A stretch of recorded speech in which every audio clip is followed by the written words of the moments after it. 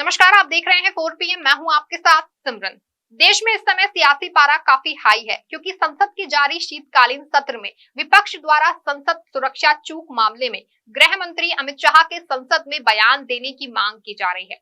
तो वहीं इस मांग को लेकर अड़े विपक्ष के सांसदों को लगातार संसद से निलंबित किया जा रहा है। दोनों सदनों को मिलाकर अब तक कुल 141 विपक्षी सांसदों को संसद से निलंबित किया जा चुका है। ऐसा इतिहास में पहली बार देखने को मिल रहा है। एक ओर विपक्ष इस निलंबन को लेकर प्रदर्शन कर रहा है, तो वहीं दूसरी ओर सरकार इन सांसदों को बाहर का रास्ता दिखाकर चुपचाप अपना काम कर रही है। सवाल ये है कि आखिर संसद में सुरक्षा चूक मामले पर गृह मंत्री के बयान की मांग करना कौन सा अपराध है, और आखिर गृह मंत्री बयान नहीं देगा तो कौन देगा। लेकिन ये मोदी सरकार है और विपक्षी सांसदों का निलंबन करना इस मोदी सरकार की नई प्रथा है। अब विपक्ष मोदी सरकार पर तानाशाही का आरोप लगा रहा है, तो वहीं सरकार विपक्ष पर हंगामे की बात कर रहा है। बहरहाल विपक्ष कितना भी चिल्ला ले, होगा वही जो साहेब और उनकी सरकार चाहेगी। इसलिए सांसदों पर निलंबन की गाज लगातार गिर रही है। वहीं दूसरी ओर विपक्षी गठबंधन इंडिया 19 दिसंबर को राजधानी दिल्ली में चौथी बैठक हुई, जिसमें अधिकांश विपक्षी दल शामिल हुए। ये बैठक 2024 में मोदी और भाजपा को सत्ता से रोकने के लिए की गई। इस बैठक में कई मुद्दों पर विपक्ष ने चर्चा की और एकमत होने का प्रयास किया ताकि एकजुट होकर के भाजपा के विजय रथ को रोका जा सके। हालांकि इससे पहले हुए 5 राज्यों के विधानसभा चुनाव कांग्रेस के लिए काफी बुरे साबित हुए और कांग्रेस को मनवांछित सफलता हाथ नहीं लगी। वहीं दूसरी ओर भाजपा ने 3 राज्यों में जीत हासिल कर अपने मनोबल को और भी मजबूत किया। ऐसे में भाजपा जहां 24 को लेकर उत्साहित है, तो वहीं दूसरी ओर कांग्रेस का मनोबल थोड़ा डाउन है। लेकिन अगर पूरा विपक्ष एकजुट होकर के भाजपा का मुकाबला करे और अच्छी तरह से भाजपा को गोलबंदी कर सके, तो इन 5 राज्यों के चुनाव परिणामों के बावजूद 2024 में मुकाबला काफी रोचक और कड़ा हो सकता है। लेकिन इसके लिए विपक्ष को अभी से ही तैयारी शुरू कर देनी होगी, क्योंकि लोकसभा चुनाव में अब ज्यादा वक्त नहीं बचा है। तकरीबन 4 महीने बाद लोकसभा चुनाव कराए जा सकते हैं। संभावित चुनाव कार्यक्रम के मुताबिक मार्च के अंतिम या अप्रैल के प्रथम सप्ताह में आचार संहिता लग सकती है।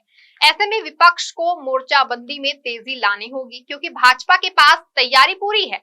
एक तो हालिया चुनाव परिणामों में उनके हौसले बुलंद कर रखे हैं, तो वहीं दूसरी ओर जनवरी में होने वाले अयोध्या में राम मंदिर के लोकार्पण का भी भाजपा लाभ उठाने का कोई भी मौका नहीं छोड़ेगी, क्योंकि इन विधानसभा चुनावों में भी भाजपा ने राम मंदिर के नाम पर जमकर वोट मांगे हैं, फिर वो चाहे गृह मंत्री अमित शाह हो या फिर खुद पीएम मोदी।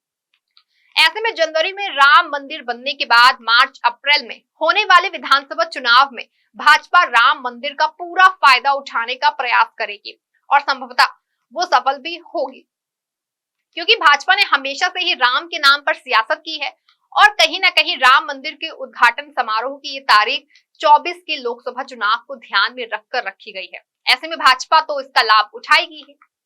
लेकिन इन सब के बावजूद अगर विपक्ष अभी समय रहते एकजुट होकर के रणनीति बनाए और 24 की योजना पर काम करे, तो निश्चित ही माहौल को बदला जा सकता है और मुकाबले को रोचक बनाया जा सकता है, क्योंकि भाजपा ने इन 3 राज्यों में मुख्यमंत्री और उप मुख्यमंत्री के जरिए भी अपने सियासी समीकरण साधने का प्रयास किया है। तो वहीं दूसरी ओर विपक्ष के पास जाति जनगणना का एक मुद्दा है, जिसको लेकर विपक्ष बिहार के उदाहरण पर यूपी, राजस्थान, मध्य प्रदेश और हिमाचल जैसे हिंदी भाषी राज्यों में जाएगा।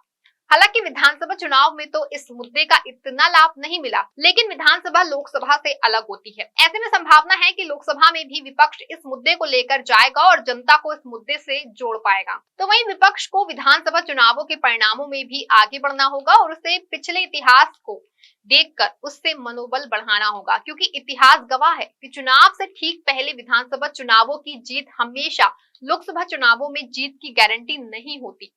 अगर पिछले लोकसभा चुनाव से पहले के हुए विधानसभा चुनावों पर नजर डालें, तो देखेंगे कि 2003 में मध्य प्रदेश, राजस्थान, छत्तीसगढ़ में विधानसभा चुनाव हुए थे, जहां पर भाजपा ने जीत हासिल की थी। लेकिन 2004 में जब लोकसभा चुनाव हुए, तो इन तीनों राज्यों में जीत हासिल करने वाली भाजपा को मुंह की खानी पड़ी और 2004 के लोकसभा चुनाव में कांग्रेस ने जीत हासिल की और कांग्रेस के नेतृत्व वाले यूपीए गठबंधन ने सरकार बनाई। इसके बाद 2008 में भी भाजपा ने ये मध्य प्रदेश, छत्तीसगढ़ जीते, लेकिन राजस्थान में वो हार गए। इसके बाद 2009 में हुए लोकसभा चुनावों में एक बार फिर भाजपा कांग्रेस से पीछे रह गई और कांग्रेस ने ज्यादा सीट लेकर एक बार फिर यूपीए की सरकार बनाई। हालांकि 2013 में भाजपा ने इस रिवाज में थोड़ा सा परिवर्तन किया। 2013 में भाजपा ने इन तीनों राज्यों में जीत हासिल की और इसके बाद 2014 में लोकसभा चुनावों में भी उसे शानदार जीत मिली। जबकि 2018 में एक बार फिर वो ही हुआ जो 2013 से पहले होता आया था। 2018 में राजस्थान, मध्य प्रदेश और छत्तीसगढ़ में कांग्रेस को शानदार जीत मिली।